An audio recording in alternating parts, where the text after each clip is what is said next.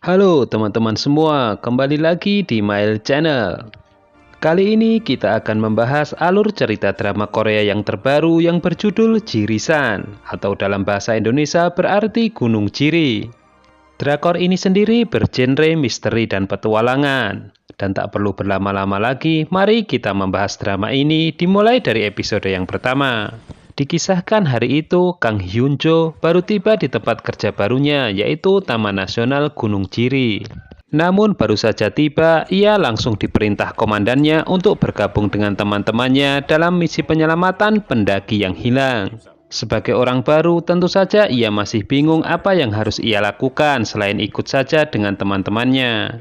Sebagian dari teman-temannya sedang menuruni tebing atau rappelling. Namun terjadi insiden batu longsor dan mengakibatkan salah satu dari mereka tertimpa batu dan tidak sadarkan diri. Dan saat itulah tampil sang penyelamat yang merupakan anggota senior wanita dari tim mereka sendiri yang bernama So Yi-kang. Ini adalah awal pertemuan sekaligus perkenalan Yi-kang dan Hyunjo. Mereka akhirnya bergabung menjadi satu tim dan bersama-sama dalam menangani kasus hilangnya anak berusia 14 tahun. Waktu pencarian hanya dibatasi 30 jam sejak hilangnya anak itu, dan saat ini sudah 23 jam dan sisa 7 jam lagi untuk memastikan bahwa anak itu masih hidup. Padahal hari itu info perakiraan cuaca menunjukkan bahwa akan terjadi hujan lebat dan angin topan. Sementara itu, di posnya, komandan mendapat kunjungan nenek dari anak yang hilang itu, yang membuatnya semakin bimbang apa yang harus ia lakukan. Tim 1 dan tim 2 benar-benar menghadapi bahaya karena derasnya air dan besarnya angin. Dalam kondisi seperti itu, sang komandan masih ragu-ragu untuk memerintahkan kedua tim itu untuk menghentikan pencarian dan kembali ke posko. Tak lama dari itu, salah satu tim memberitahu bahwa salah satu anggotanya ada yang terluka, jadi mereka memutuskan untuk menghentikan pencarian. Sedangkan Yi-kang dan Hyunjo berusaha turun untuk menghindari petir. Saat itulah mereka menemukan tas dari anak yang mereka cari. Yi-kang sangat yakin bahwa anak itu masih hidup dan ia pun ingin melanjutkan pencarian. Namun tiba-tiba terdengar suara pemimpin Taman Nasional Gunung Jiri dari alat komunikasinya yang memerintahkan dengan paksa agar semua tim segera kembali ke posko. Dengan berat hati, Yi-kang pun mengikuti perintah atasannya. Namun naas, Hyunjo terpeleset dan tak sadarkan diri. Saat terbangun, ia pun terkejut karena sudah bersama teman-temannya di posko. Yi-kang mulai menyerah karena saat ini sudah 32 jam, namun Hyunjo meyakinkannya bahwa anak itu masih hidup. Karena Yi-kang tidak percaya dengan ucapannya, ia kemudian membaca buku yang berada di dalam tas anak itu. Dari situ ia bisa merasakan apa yang dirasakan anak itu hingga ia memutuskan untuk mendaki Gunung Jiri. Semenjak orang tuanya meninggal, ia tinggal dengan neneknya dan di sekolah ia selalu dihina dan dibully teman-temannya. Sementara itu, Yi-kang menemui sang nenek dan ia mendapatkan informasi bahwa anak itu tadi mengirim pesan kepadanya. Malam itu, badai topan semakin besar. Diam-diam, Yi-kang melanjutkan pencarian karena ia kembali yakin bahwa anak itu masih hidup.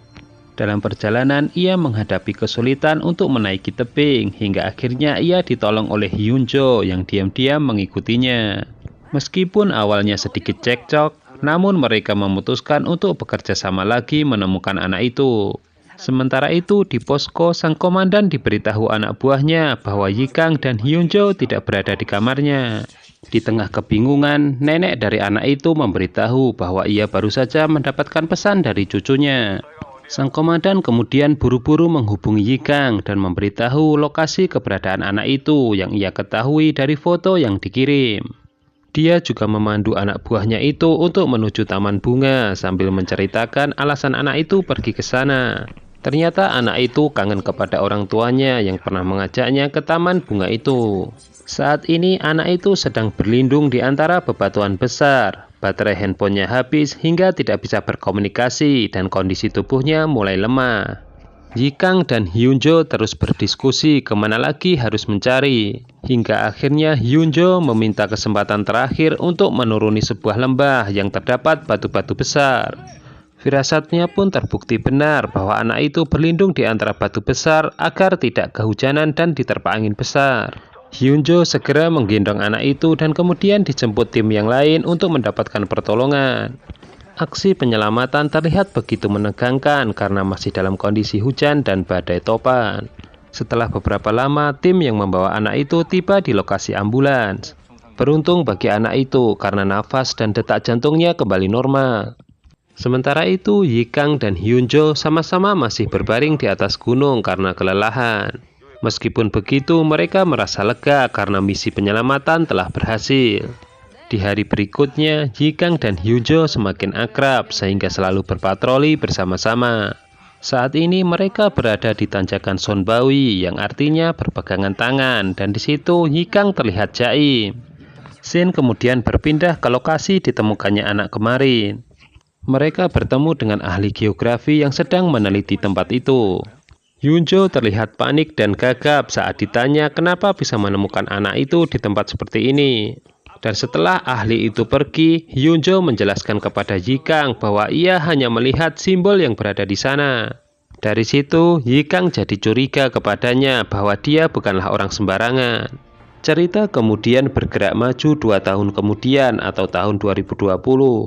Yikang kembali datang ke Taman Nasional Gunung Jiri, namun dalam keadaan ia duduk di kursi roda. Teman seangkatannya dulu merasa tidak setuju dia datang untuk kembali bekerja, entah apa alasannya. Meskipun begitu, ia tidak bisa berbuat apa-apa karena keputusan ada di tangan pimpinan. Yikang sendiri tidak mau ambil pusing mengenai hal ini. Ia langsung membuka-buka berkas dan menemukan bahwa ada kasus pendaki yang hilang. Dia menganjurkan komandannya untuk mencari ke arah air terjun. Teman seangkatan Yikang menceritakan bahwa Yikang dan Hyunjo waktu itu gunung dalam kondisi bersalju tebal, namun mereka memaksa mendaki. Hingga akhirnya mereka terluka dan hampir mati, dan ia pun yang menolongnya. Sesuai instruksi komandan, dia dan anak baru mencari target ke arah air terjun. Dan ternyata apa yang dikatakan Yikang benar, mereka pun menemukan mayatnya. Setelah mayat berhasil dievakuasi, sang komandan dan teman seangkatan bertanya kepada Yikang kenapa ia bisa tahu bahwa pendaki berada di air terjun. Yikang kemudian mengeluarkan iPad-nya dan memperlihatkan foto-foto kejadian di masa lalu, dan dari situ ia mendapatkan petunjuk. Ia pun mengaku pernah diajari Hyunjo mengenai simbol-simbol yang bisa menjadi petunjuk baginya. Diperlihatkan saat ini Hyunjo tengah koma dan dirawat di rumah sakit. Kita belum diberitahu apa yang sebenarnya telah terjadi. Itulah alasan yang dikemukakan Yikang kenapa ia mengajukan diri untuk bekerja kembali.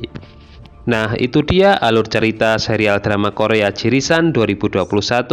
Jangan lupa ikuti kelanjutan dari serial ini hanya di Mail Channel ya. Terima kasih.